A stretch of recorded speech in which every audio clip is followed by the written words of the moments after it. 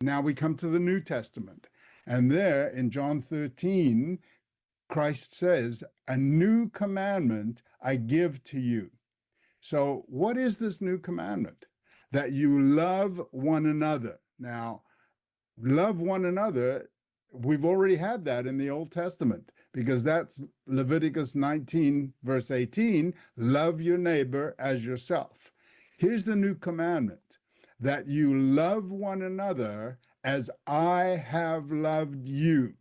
So we don't love one another as ourselves. We don't love our neighbor as ourselves. We now have to love our neighbor as Christ loves us, that you shall also love one another. By this shall all men know that you are my disciples, if you have love one for another. Love one for another as Christ loves us. And we're going to see the depths of Christ's love as we proceed with this study today. The Old Testament, letter of the law; the New Testament, the spirit of the law. And as we just read in John 17, a new commandment, as I have loved you. And here's Christ's example.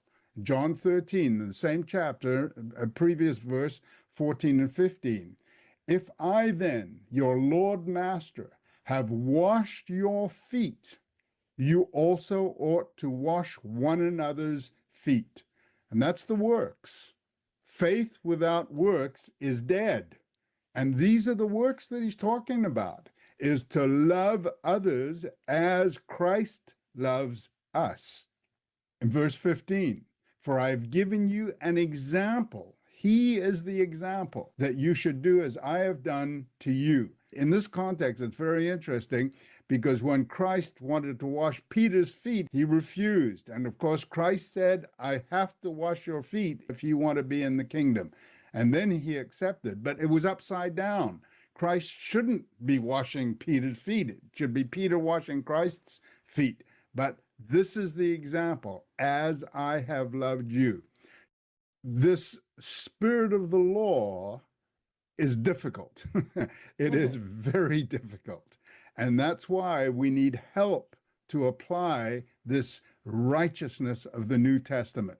And that's why Christ, in the same context as the washing here in John 13, he continues on in verse 14, if you love me, keep my commandments, and I will pray the Father that he shall give you another comforter, that he may abide with you forever, even the Spirit of truth. And that's why this is the spirit of the law, because we need this Spirit, whom the world cannot receive, because it sees him not, neither knows him.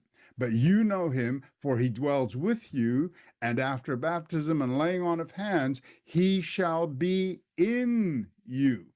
I will not leave you comfortless. I will come to you.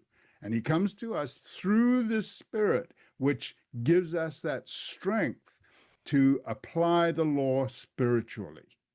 So bringing this all together, Uncover the mystery of Adam and Eve's nakedness. Unravel the ambiguous connection between the Hebrew term for naked and the serpent's subtlety. Join us for this free mini-course and gain a profound new perspective on biblical Hebrew. TheExplanation.com/naked. Uncover the mystery of Adam and Eve's nakedness. Unravel the ambiguous connection between the Hebrew term for naked and the serpent's subtlety. Join us for this free mini-course and gain a profound new perspective on biblical Hebrew. TheExplanation.com/naked. Uncover the mystery of Adam and Eve's nakedness. Unravel the ambiguous connection between the Hebrew term for naked and the serpent's subtlety. Join us for this free mini-course and gain a profound new perspective on biblical Hebrew. TheExplanation.com/naked.